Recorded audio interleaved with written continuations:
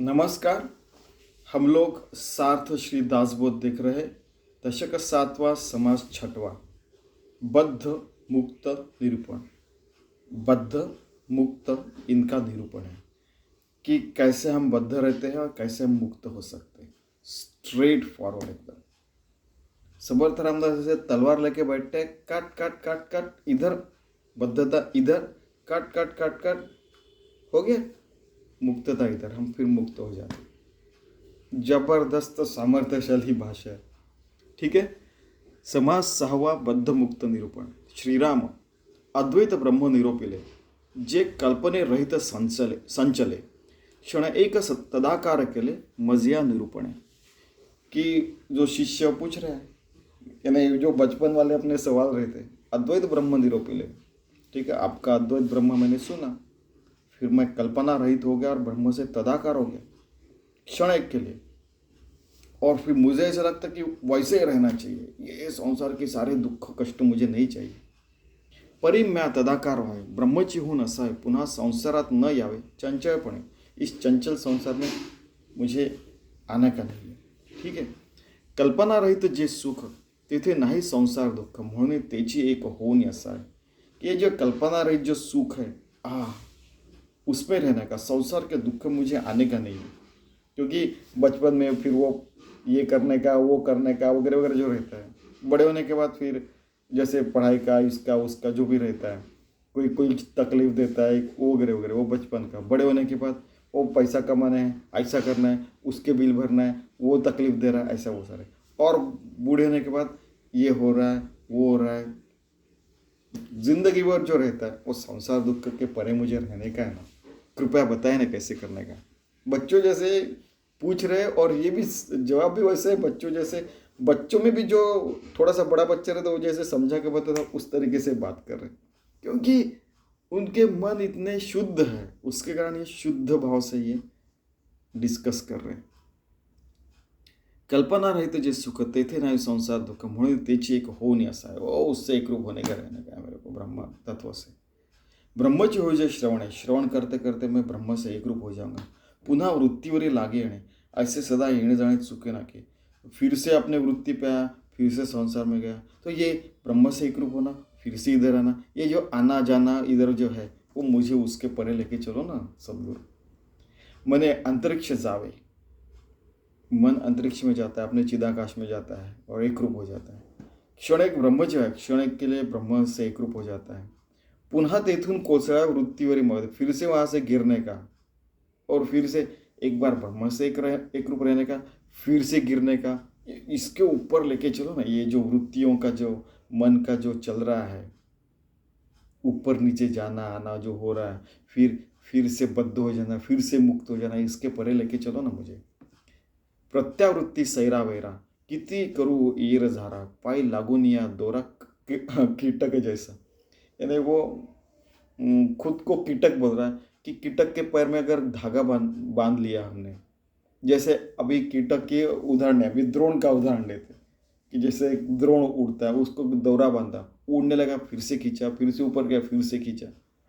तो वैसे मेरी अवस्था हो गई कि ऊपर जाना, ब्रह्म तत्व से एक रूप होना, और फिर से धड़ से गिरना, और फिर अपने संसार में झगड़ा झुगड़ा ये वो करते रहना। तो इसके परे लेके चलो ना।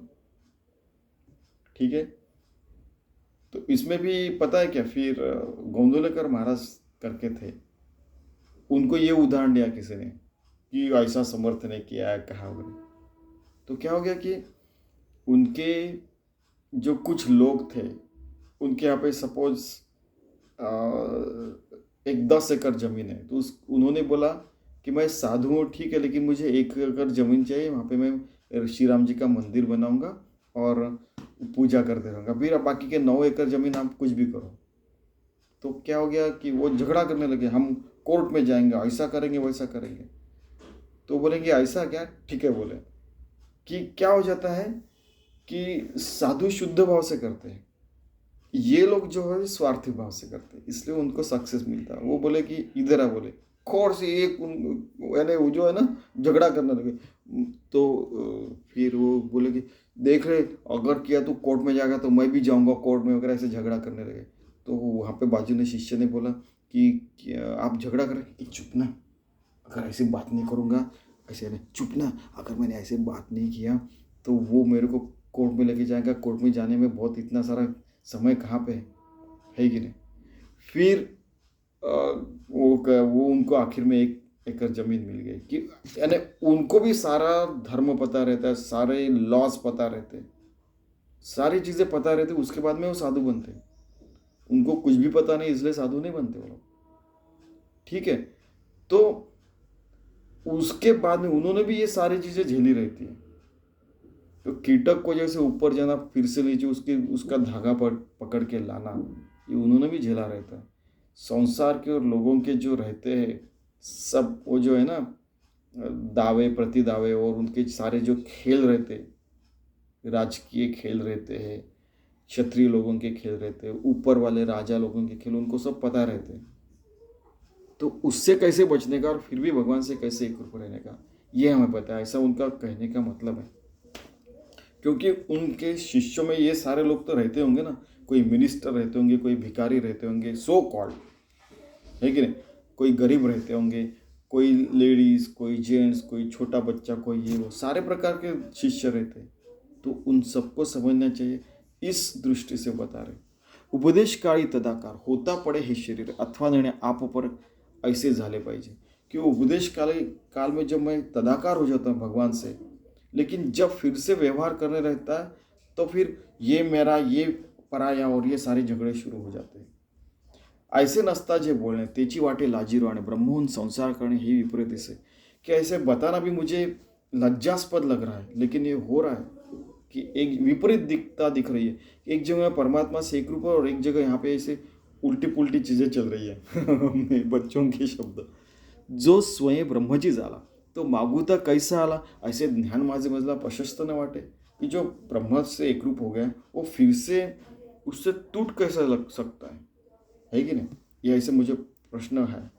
ब्रह्मची होऊन जावे का ते संसारीच असावे, दोन्हीकडे भरंगळावे किती म्हणून, या तो ब्रह्म से एक रूप होने का या तो संसार करने का, इधर का भी नहीं उधर का भी नहीं, ऐसा क्यों होने का। तो इसको उत्तर फिर समकालीन संत तुकाराम ने कहा था कि अपना संसार ही परमार्थ रूप करने का, और वो व्यवहार इतना व्यवहार बराबर करते हैं कि गलती ही नहीं हो सकती, 1 रुपया इधर का उधर नहीं हो सकता। संत एकनाथ का भी उदाहरण कई बार हमने दिया कि 1 रुपये की गलती दिखे तो उन्हें वो रात को 3 बजे तक वो ढूंढते गए और फिर मिल गया करके वो चिल्लाए थे। वैसा ब्रह्मची होऊन जावे का ते संसाराची असावे, दोन्हीकडे भरंगाळे किती म्हणून, नहीं ऐसा नहीं होना चाहिए।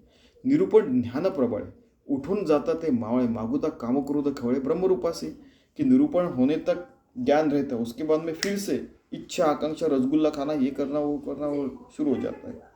हमें सतत ब्रह्म से एक रूप रहने का है। ऐसा कैसा ब्रह्म झाला दोन्हीकडे अंतरला, ओढ गस्तीपणे गेला संसार त्याचा, तो या ना इधर के ना उधर के रे, ना संसार बराबर हुआ ना ब्रह्म से एक रूप हुआ, गड़बड़ हो गई पूरी। और कई बार ऐसे होता है जैसे तुकाराम महाराज के साथ कि नहीं वेदों में दिया है वही सच है, जैसे समर्थ रामदास को भी झेलना पड़ रहा है, आपकी ये सब आत्मज्ञान सब झूठा वगैरह, उनके तो ग्रंथ भी डुबा दिए गए, उनको जानबूझकर तकलीफें दी जाती है, उनको ना खाने को दे, ज्ञानेश्वर महाराज को भी उनको नौकरी से निकाल डाल दिया, क्या तो तुकाराम को जैसे है उनका व्यापारी बंद कर दिया, उनको क्योंकि वो सिंपल स्वभाव के रहते, उनको कोई भी मिसगाइड कर सकता है, कई बार व्यवहार में बहुत बार वो फेल हो सकते थे क्योंकि वो सिंपल थे। समर्थ रामदास कैसे एकदम तलवार जैसे रहते वैसे, ऐसा क्या मेरे को फंसा रहा क्या, वो पूरा मुंह पे बात करते थे। अगर समय आए तो उनका जो दंड रहता है ना वो ब्रह्मदंड, उसमें वो ये भी रखते, गुप्ती भी रखते थे, ज़्यादा किया तो काट डालूंगा, उस टाइप से उतने वो सामर्थ्यशाली थे। 1200 सूर्य नमस्कार करते थे, क्योंकि अगर कोई युद्ध करने आया तो हम भी तलवार लेके चाहिए ना, तो वो उसमें भी यानी एक्सपर्ट थे, वो पूरा ब्रह्मदंड में से अपनी तलवार निकाल के वो किसी से लड़ाई भी कर सकते थे समय आया तो। लेकिन क्या होता है कि एक बार पता चल जाता है कि भाई नहीं, इसको ये लोग अनटचेबल है, इनको टच नहीं कर सकने का, जो ब्रह्मज्ञानी लोग हैं उनको टच किया तो अपना ही नुकसान होने वाला है, नहीं रे बाबा साधु संतों से दूर रहो, उनको या तो मंत्र आते या तो फिर वो भस्मसात कर सकते वगैरह वगैरह जो रहता है, वो फिर वो सारी चीज़ें रहती है। तो वो सावधता रखने की, ठीक है. ऐसा कैसा ब्रह्मचारी दोहीकडे अंतरला ओढ असतेपणे गेला संसार त्याचा, की दोनों तरफ से गया वो ना ब्रह्मज्ञान विना संसार हुआ. घेता ब्रह्मसुखाची गोडी संसार वाटे बोडी मागे बोडी संसार करता आवड़ी ब्रह्मी उपजे मागुती. कि ब्रह्म सुख अगर मिलने लगा तो संसार में वो ज़्यादा इंटरेस्ट नहीं रहता. लेकिन 2% हमारा मन और बुद्धि इन्वेस्ट करने के बाद काम हो रहा है, तो 98% भगवान के पास रखो ना. हम लोग बार बार देख रहे हो. ब्रह्मसुख नेले संसार आहे. संसार गेला ज्ञानद्वारे. दोन्ही अपुरी पुरे एकही नाही. ठीक है, कि ये भी गया वैसे वो भी गया ऐसा नहीं होना चाहिए. दोनों यानी अच्छे से करना चाहिए. या कारणे माझे चित्त चंचल झाले दुश्चित काय करणे निश्चित एकही नहीं. तो इसके कारण वो जो शिष्य उसका मन चंचल हो गया, दुश्चित हो गया. ये करूँ कि वो करूँ, बताओ ना प्लीज. बच्चे जैसे पूछ रहा है वो. ऐसा श्रोता करी विनती. वो ऐसे अनन्य भाव से विनंती कर रहा है. आता राहावे कोणी रीती म्हणे अखंड माझी मती ब्रह्माकार नाही. अखंड मेरी मती बुद्धि ब्रह्माकार होनी चाहिए. बुद्धि धी बुद्ध से एक रूप हो गई. बुद्ध कब बोलते कि प्रबुद्ध हो गया, जो भगवान से एक रूप है. उसको हर कोई बुद्ध बन सकता है. हर कोई आत्मज्ञानी ब्रह्माकार ब्रह्मज्ञानी बन सकता है. हर किसी को कैवल्य प्राप्ति हो सकती है. ये यहाँ पे लिखा हुआ है. आता याचं प्रत्युत्तर वक्ता दिल सुंदर श्रुति व्हावे निरोत्तर क्षण एक आता. कि इसका प्रत्युत्तर बहुत सुंदर रीति से वक्ता है समर्थ रामदास बोलने वाले. तो आप एक क्षण आप तदाकार होकर सुनिए. देवाची द्वारे एक क्षण भरी, ऐसे क्षण एक भरी. ऐसे ज्ञानेश्वर महाराज भी कहते हैं कि एक क्षण मेरे को सुनिए सिर्फ बस. ब्रह्मचे होऊन जे पडले त्याची मुक्तपदास गेले. येरते काय बुडाले व्यासादी ग. कि जो ब्रह्मरूप हो गया मुक्तपद को गया, तो बाकी के लोग जो व्यास वगैरह जो लोग हैं, किसी एक को मुक्ति मिली और बाकी को नहीं मिला, ऐसे हो नहीं सकता. व्यास वगैरह जो हो गए वो भी मुक्त थे. उनको भगवान वेद व्यास कहते थे. आखिर उन्होंने इसका ब्रह्मास्त्र उसका ब्रह्मास्त्र रोक के रखा था. ऐसा सामर्थ्य आजकल किसी के पास भी नहीं है कि इसने एटम बम डाला उसका एटम बम पकड़ के रखा, इसने एटम बम डाला उसका पकड़ के रखा और दोनों को फूटने नहीं दिया. इतना सामर्थ्य व्यास जी के पास था. ठीक है. श्रोता विनती करी पुढती शुको मुक्त वामदेव वा हे श्रुति. दोघेची मुक्त आदिअंती बोलत असे की जैसे वेदों में कहा गया कि केवल शुक और वामदेव को ही मुक्ति मिली, बाकी नहीं. ऐसा नहीं रहता है. हाँ, अभी तक यानी अरबों सालों से इतने सारे लोग मुक्त हो गए. यानी एक प्रकार से तलवार से समर्थ रामदास को सवाल पूछा गया कि केवल शुक और वामदेव ही मुक्त है, बाकी के लोग नहीं. यानी आप मुक्त नहीं है. आप तो मराठी में बता रहे, संस्कृत नहीं बता रहे. क्या आपको क्या वेद का ज्ञान नहीं है क्या? यानी उनको भी झेलना पड़ा ये सारी चीज़ें. वेदे बद्ध केले सर्व मुक्त शुक वामदेव. वेदवचनी अभाव कैसा था. फिर वेदवचना जो मुक्त है बोलते हैं तो उसके ऊपर तो विश्वास रखना चाहिए. हाँ ठीक है, शुक और वामदेव मुक्त है, ठीक है. ऐसा श्रोता वेदाधारे देता झाला प्रत्युत्तर. दोघे मुक्त अत्याधारे प्रतिपाद्य केले. ऐसा श्रोता ने फिर से पूछा कि केवल वामदेव और शुक मुक्त है. ठीक है. वक्ता बोले या पुरे या उपरी दोघेची मुक्त सृष्टीवरी. ऐसे बोलतावरी कोणास आहे.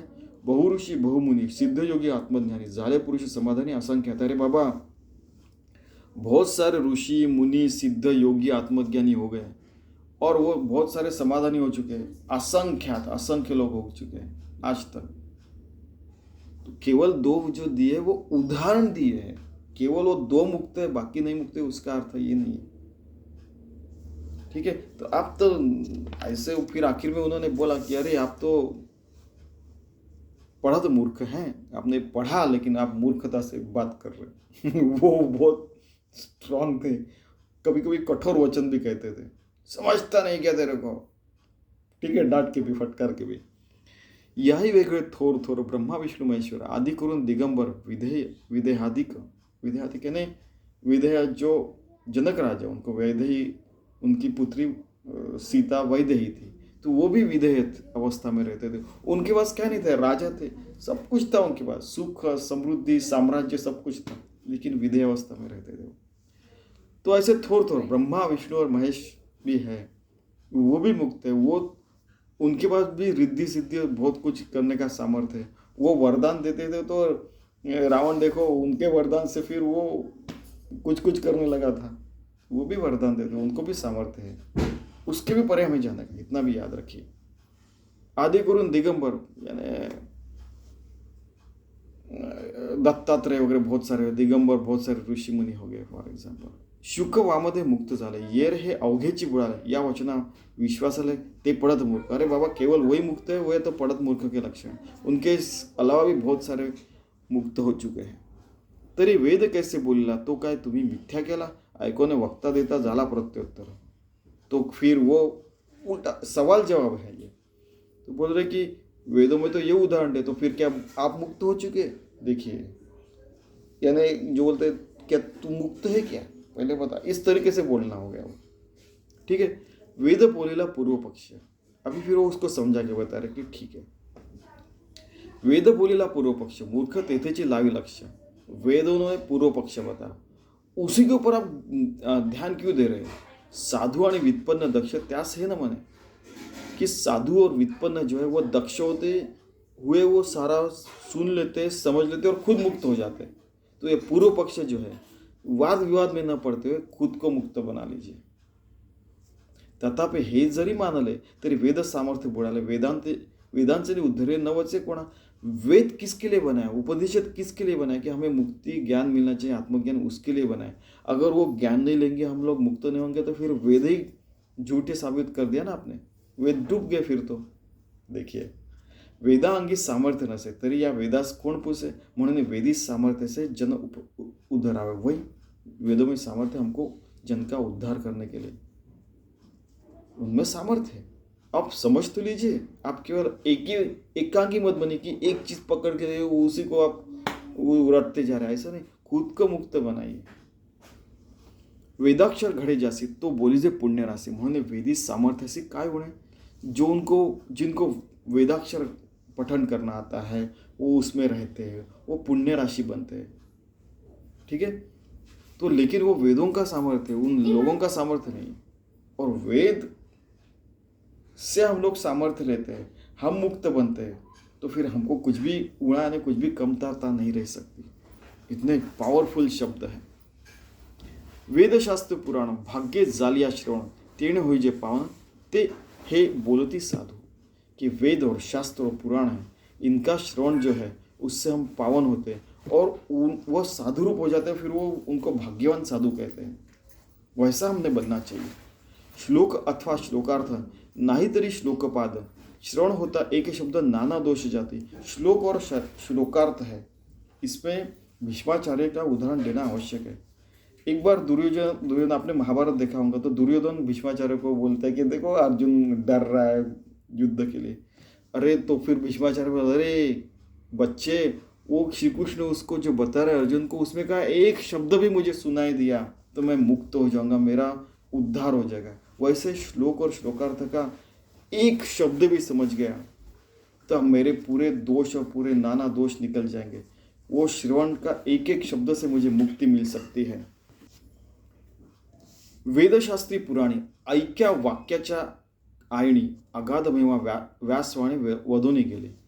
कि वेद शास्त्र और पुराण में अने बहुत सारा उसमें जो अगाध महिमा है व्यासवाणी का, बहुत सारी चीज़ें यानी जिसमें व्यासवाणी का महिमा यानी वेद शास्त्र क्या क्या उन्होंने तो पूरा, आपको तो पता है व्यास का कार्य, पूरा वेदों का पूरा अथर्ववेद ब्रह्म ये सारे का उन्होंने विभाजन किया, उपनिषद का भी।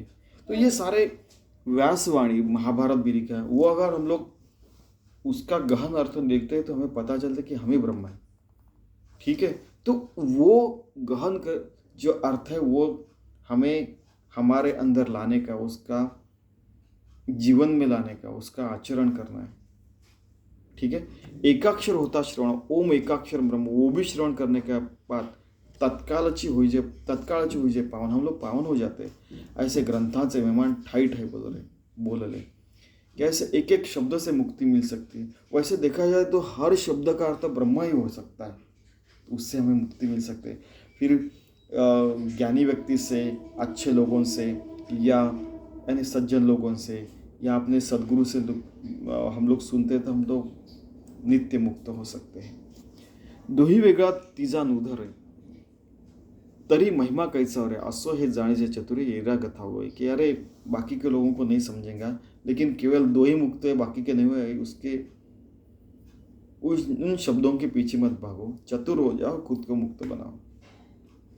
वेदशास्त्री पुराणे कैसे होती अप्रमाणे, दोघा वाचून तिसरा कोणी उद्धरावा। ठीक आहे, वही म्हणसी काष्ठी लागून पडला तोची एक मुक्त झाला, शुको तो ही अनुवादाला नाना निरूपण कि आप मुक्त हो गए तो ये एक कास्ट है ना, लकड़ी जैसे पड़े हुए हैं, कुछ भी नहीं कर रहे, खाना पीना नहीं वगैरह, ऐसे थोड़ी रहता है।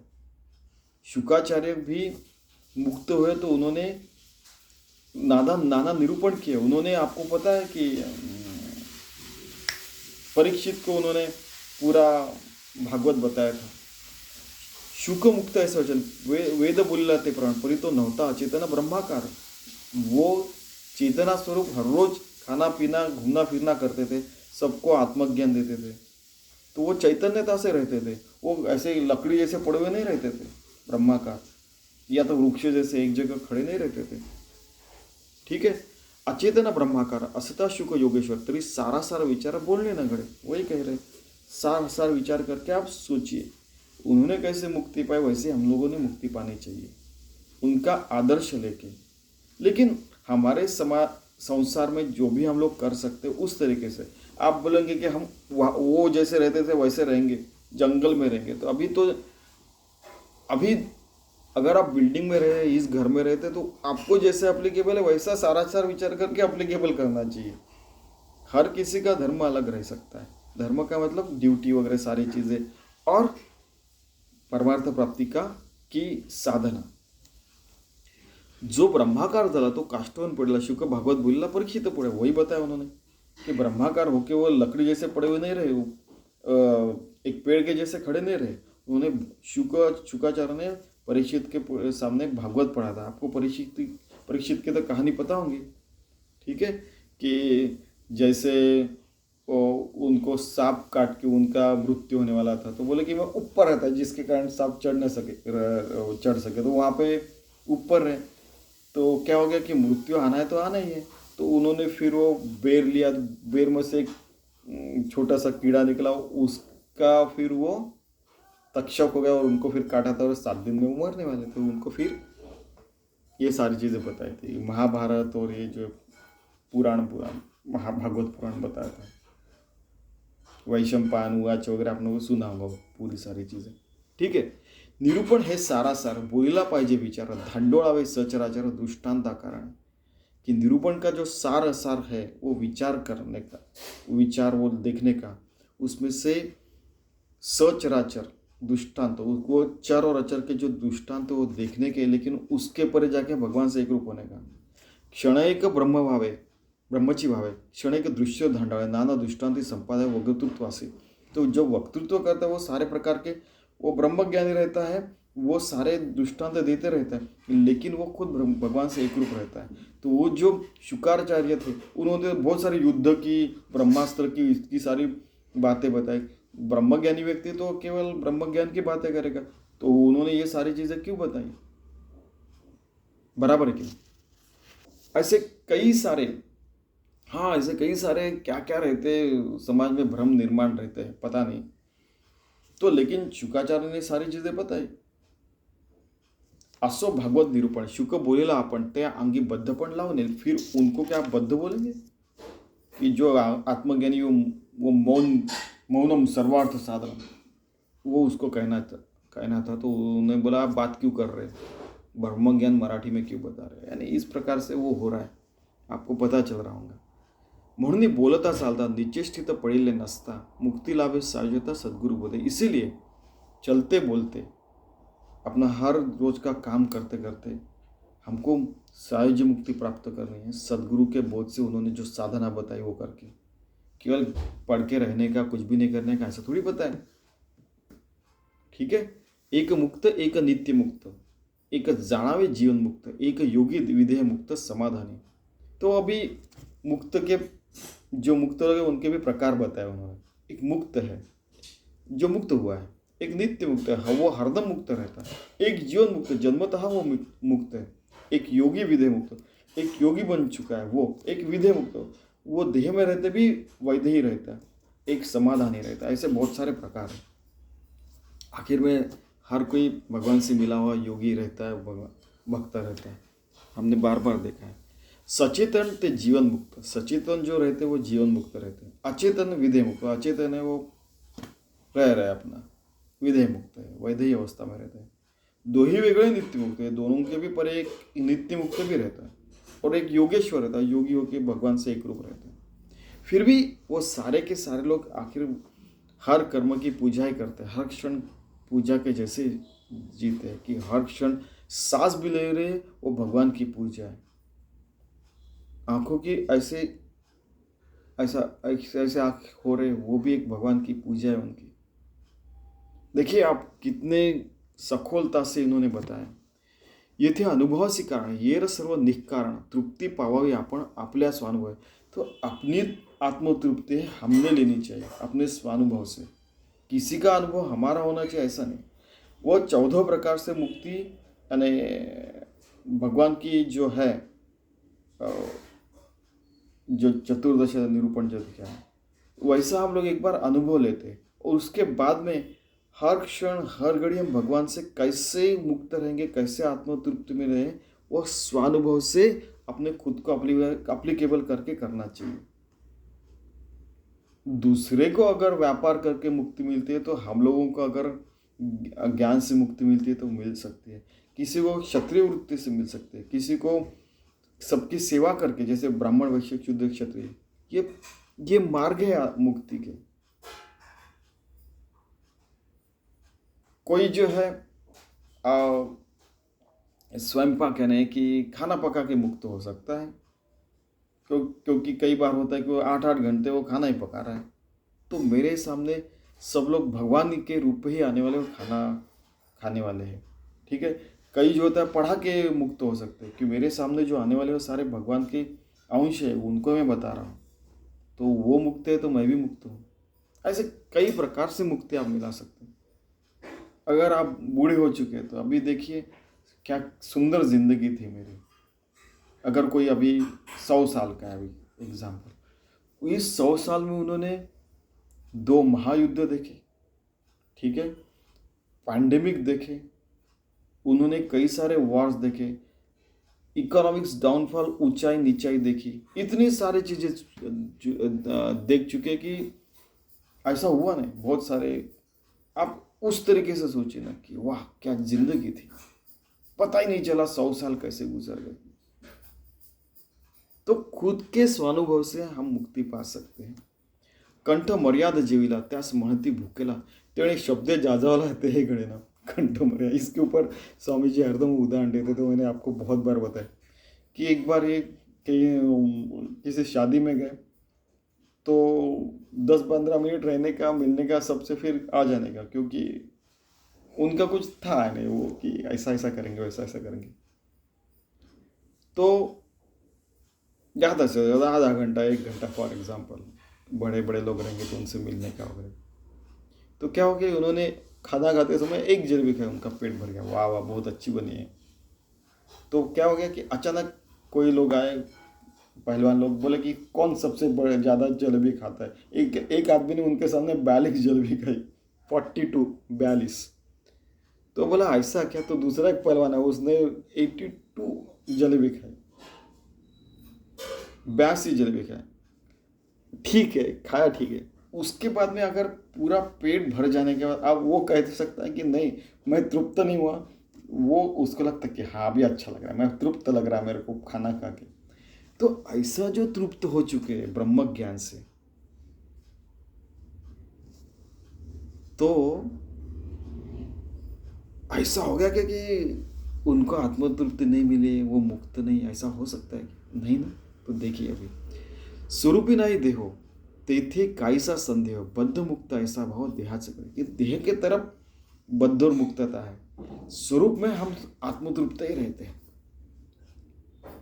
देह बुद्धि धरून चिंती मुक्त बद्धाधिक नभेती तेथे शुकाची कोण गती मुक्तपणाची, कि शुकाचार्य मुक्त है तो बाकी के लोग जो भी मुक्त हुए, ब्रह्मादिक जो है वो भी मुक्त है। जब मुक्त अवस्था में रहते हैं तो उनको कुछ चिंता नहीं रहती कि मैं बद्ध हूँ या मुक्त हूँ। मुक्त हेची बद्ध, मुक्त बद्ध है अबद्ध, स्वरूप स्वतः सिद्ध बद्ध ना मुक्त। तो ये फंदे में पढ़ने का नहीं कि मुक्त है वही बद्ध है, वो जो बद्ध है वो अबद्ध है, वो मुक्त है तो स्वरूप है स्वतः सिद्ध है, बद्ध ना मुक्त। तो जो स्वतः सिद्ध सत्स्वरूप रहता है, वो स्वरूप से एक रूप रहता है, वो ये बद्ध मुक्त ये सारे फंड में नहीं पड़ता है। वो मुक्तता से रहने का, शांतता से रहने का। मुक्तपणाची पोटी शिळा बांधता जायचे पाताळा, देहबुद्धीचा आगळा स्वरूपी न सांगते। कि इसका ट्रांसलेशन देखिए कि मी मुक्त हा एक अहंकारच आहे, मैं मुक्त हूँ एक अहंकार ही। तो अहंकार रूपी दगड पोटात बांधून जर कोणी जीवन सागरात उतरला तो रसातळास गेल्याखेरीज जाणार। मैं मुक्त हूँ, अरे मेरे जैसा ज्ञानी अमीर पावरफुल दुनिया में कोई नहीं, इस पूरे पंचक्रोश में मेरे जैसे अहंकारी कोई नहीं। ये जो है अहंकार, ये हमारे पेट को अगर बहुत बड़ा पत्थर बांध दिया और सागर में हम लोग डूब गए, वैसी ही अहंता हमें कहीं भी लेके डूब जा सकती है। तो वैसी अहंता लेके जीने का नहीं, ऐसा उनको कहने का। और ये बुद्ध मुक्त के परे जाइए, ऐसा भी उनका कहना है। और केवल कुछ लोगों को मुक्ति मिलती है ये भी आप छोड़ दीजिए। हर व्यक्ति, हर शक्ति, हर प्राणी, हर एंटिटी मुक्त हो सकती है, जिस अवस्था में है उसी क्षण से हो सकती है। ये समझ रामदास भी कह रहे हैं, तुकाराम भी कहते थे, ज्ञानेश्वर भी कहते थे, श्री कृष्ण भी कहते थे, हमारे और आपके सबके सद्गुरु गुरु भी कहते होंगे, और ये सच है। मी पणापासून सुटला तोची एक मुक्त झाला, मुका अथवा बोलला तरी तो मुक्त। अभी क्या है, फिर उनको फिर से किसी ने, ये देख तू मुक्त है तो तू चुपचाप बैठ ना, प्रवचन काय को कर रहा है कि नहीं। इस तरीके से किसी ने पूछा तो उसके ऊपर वो जवाब दे रहे कि मी पणापासून सुटला, जो अहंता के परे चला गया, तो चाहे वो प्रवचन दे या मौन व्रत रखे, मौनम सर्वार्थ साधनम, फिर भी वो मुक्त तो है। शुकाचार्य ने प्रवचन किया था, क्या वो मुक्त नहीं थे? भगवान वेदव्यास जिन्होंने इधर का ब्रह्मास्त्र इधर का ब्रह्मास्त्र पकड़ के रखा था, हम में से किसमें सामर्थ्य है क्या एटम बम को पकड़ के रखने की, फूटने से रोकने की? वो डाल दिया, उसका ट्रिगर दबा दिया और जीरो भी हो गया, उसके बाद में पकड़ के रखा है कि अब ये दोनों टकराएंगे तो फूटने वाला है। ऐसे भगवान वेदव्यास क्या वो मुक्त नहीं थे? ज्यास बाधा होय ते व्हाव, तेथे कैसा मुक्त भाव, पाहो जाता सकळ भाव गुण वार्ता। ठीक है, मुक्त भाव में रहिए, खुद को बांध के मत रखिए। तत्वज्ञाता परमशुद्ध तयास नहीं मुक्तबद्ध, मुक्तबद्ध हा विनोद माया गुण है। ऐसा यानी एक तो माया के गुण में आता है, तो एक तो प्रकार के विनोदी हो गया कि जो परम शुद्ध रहता है उसको ना बद्ध कह सकते ना मुक्त कह सकते, तो उसके भी परे गए, तो हमको भी वैसे होने का। जेथे नामरूप ते हे सरे, तेथे मुक्तपण कैसे हो रे, मुक्त बद्ध ते हे विसरले पण ऐसे। वो इतने भगवान से एक रूप हो गए रहते कि उनको मुक्ति भक्ति सब यानी बद्धता ये सारी चीज़ों के परे चले गए रहते हैं, भूल जाते हैं। वो अपना हर क्षण हर घड़ी भगवान को समर्पित करते रहते हैं। लोगों को पता भी नहीं चलता कि आदमी मुक्त है। मैंने ऐसे हजारों लोगों को देखा है। अगर 1.5 करोड़ आबादी है, उसमें से 0.0001 भी बोला तो 1500 हो गए, तो कम से कम एक तो व्यक्ति होगा, कम से कम 15 तो लोग होंगे जिनको मैंने देखा है। ऐसे ऐसे लोग देखे कि वो खुद का धर्म निकाल के 8 के 8 अरब लोग उनके पीछे जाएंगे, लेकिन नहीं, वो उनके नाम भी नहीं पता किसी को, मुझे भी नहीं पता उनका नाम, बताते ही नहीं। वो इतने पावरफुल लोग रहते हैं इस दुनिया में, लेकिन अभी उनको आप कहेंगे कि आप मुक्त नहीं है, उनको ज्ञान पट्टी शांत पट्टी और क्या अपनी पावर दिखाएंगे, तो आप निश्चित ही अंत में फंसे हुए ऐसे पता चलेगा। लेकिन वो ऐसे नहीं रहते, वो नाम रूप के परे रहते। जिथे नाम रूप हे सरे तिथे मुक्त कैसे रे, मुक्त बद्ध ही विसरले पणासे। वो मुक्त और बद्ध के परे चले गए रहते। ठीक है, बद्धमुक्त झाला कोण, तो तरी नव्हे किम आपण, बधक जाणा मी पण धरत्यास बाधी। की अगर मैं करते रहा आदमी, मेरा ऐसा है, मेरा वैसा है, ऐसा ही चाहिए, वैसा ही चाहिए, हमारी, अरे हमारे लोग तो ऐसे, हमारा क्या संप्रदाय ऐसा है, हमारी जाति वाले लोग ऐसे हैं, हमारे देश वाले लोग ऐसे, खत्म। आप उसमें अटक गए, वो कहीं ना कहीं फिर बद्ध हो गए, फिर उनको फिर पुनरपि जन्म पुनरपि मरण में रहता है। ये उन्होंने फेस किया है, ऐसे दिख रहा है। तू मुक्त है तो तू चुपचाप क्यों नहीं बैठता तेरे बाबा। इनको इसलिए फिर समर्थ रामदास के ऊपर फिर श्लोक आया कि शुका सारे के पूर्ण वैराग्य जैसे, ठीक है, शुका सार का उनका वैराग्य था, शुक सर का। फिर ज्ञानेश ने प्रभु रामचंद्र का ज्ञान भी है, वैसा भी उनके ऊपर एक श्लोक था, वो देख लेना। एवं हा अवघा भ्रम अहंतेचा झाला श्रम मायातीत ते विश्राम सिविला। ये श्रम है, अहंत का श्रम है, ये भ्रम है। मायातीत हो गए तो हमें असली विश्राम मिलता है। असं बद्धता आणि मुक्तता आणि कल्पनेचा माथा ते कल्पनातरी तत्वता साच है। यही तो कल्पना में आता है, बद्धता मुक्तता, और उसके परे जाइए चलो। म्हणून मृगजय माया नाथिले आभाळ स्वप्न मिथ्या तत्काळ जागृति से। हम लोग ने, इन्होंने पहले बताया कि नींद में जो एक स्वप्न, उसके अंदर का स्वप्न है, स्वप्न के अंदर का स्वप्न वो अपना जीवन है, उससे हम लोग जगे। हाँ, अरे वाह, फिर से और एक जागृति आई तो हम लोग आत्मज्ञानी हो गए। उसको असली जागृति कहते हैं। स्वप्निबद्ध मुक्त झाला, जागृतीच नाही आला, कैसा कोण काय झाला काही कळना, अभी जो बताया स्वप्न में मुक्त। तो उस स्वप्न से मुक्ति मिल गई, एक स्वप्न से, तो दूसरे स्वप्न से भी मुक्ति मिल गई, तो हमें आत्मज्ञान होता है। उस आत्मज्ञान में आप रहिए, उसी को मुक्त कहते हैं। बार बार कह रहे हैं, म्हणून मुक्त विश्वजन ज्यास झाले आत्मज्ञान शुद्धपणे, शुद्ध ज्ञानी मुक्तपण समूळ व्हावं। ऐसा जो है इस विश्व में सारे जन को तो आत्मज्ञान मिल ही सकता है। जिसको ये आत्मज्ञान हुआ वो शुद्ध ज्ञानी और मुक्त रहता है। उसका समूलता से उसमें से माया पूरी निकल जाती है। वो पूरा निर्विकार निर्गुण निराकार परमात्मा से एक रूप हो जाता है। वो साक्षित्व भाव वगैरह सब कुछ निकल जाता है, वो हरदम उससे एक रूप रहता है, सतत मुक्त, नित्य मुक्त रहता है वो। बद्ध मुक्त हा संदेह धरी कल्पनेचा देह, साधू सदा निस्संदेह देहातीत वस्तू। साधू हरदम निस्संदेह रहता है, संदेह नहीं रहता कि मैं देह हूँ या आत्मा हूँ, नहीं, वो आत्मा है, उनको पता चलता है। वो कल्पना में नहीं रहता है, संदेह में नहीं रहते, बद्धता और मुक्तता के परे रहते, वो देहातीत हो गए रहते। उनकी काय चैतन्य में हो गई, मन बुद्धि सब कुछ भगवान से एक रूप हो गया रहता है। पूरा एक एक पेशी, 37,000 करोड़ पेशी भगवान से एक रूप हो गए रहती है। और राम 37,000 पेशी भी कहते रहे, करोड़, 37,000 करोड़ पेशी, 37 ट्रिलियन देहातीत हो गए रहते। कुछ भी करो वो चाहे, और फिर भी वो मर्यादा पुरुषोत्तम राम के समान सारे मर्यादा में रहते हैं। नहीं तो कोई भी उठता कुछ भी करता है, ऐसा नहीं, सारे नियम पालन करके पूरी नीतिबद्धता से रहते हैं वो, और सावधता से अपनी जिंदगी अच्छी जीते हैं देहातीत होने के बाद भी। आता असो हे पूर्ती पुढे राहावे कोणे रीती तेची निरूपण श्रुति सावध परिसर। तो ऐसा जीवन, परमार्थ मार्ग का जीवन कैसे जीना चाहिए, मैं अगले समास में बताने वाला हूँ। लेकिन ऐसा जीवन जीने का प्रयास कीजिए। वो बिल्कुल यानी पूरा कैसे, क्या बोले, जैसे माता अपने को बच्चे को बोलती है कि भाई तू अच्छा बर्ताव कर, तेरा ही भला होने वाला, उस तरीके से बता रहे हैं कि भगवान से एक रूप हो गए, योगी बन के, भक्त बन के, सारा कर्म ही पूजा, ऐसे आप जिंदगी जिए। उसी में आपको नित्य मुक्तता है, उसी में आपको मुक्ति मिलने के बाद अगला जन्म नहीं मिलने वाला है। चलो हम ऐसा जीने का प्रयास करते हैं। इति श्री दासबोधे गुरु शिष्य संवादे बद्ध मुक्त निरूपण नाम समास 6वां। धन्यवाद।